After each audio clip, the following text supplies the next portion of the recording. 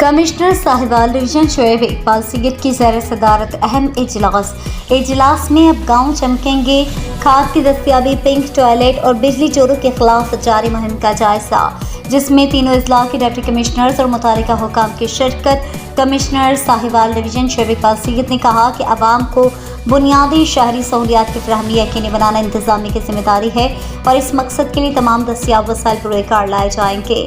अब गाँव चमकेंगे एक इनकलाबी प्रोग्राम है जिस पर नेक नियति से मलदरामद देहातों का नक्शा बदल देगा।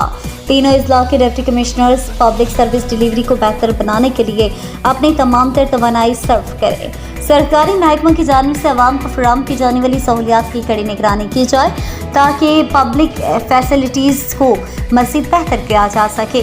कमिश्नर का डिवीजन भर में बिजली चोरों के खिलाफ मुहिम पर इत्मीनान का इजहार। मुहिम में प्रोसिक्यूशन डिपार्टमेंट को भी साथ लेकर चलें और वापडी मुलाजमीन की ट्रेनिंग करवाई जाए। तीनों अजला के मेन रूट्स पर लेडीज़ टॉयलेट्स बनाने और सड़क के दोनों तरफ से सहूलत बारे साइन बोर्ड लगाने की हिदायत। सितंबर में खाद की डिमांड में वाज़ेह कमी आई है।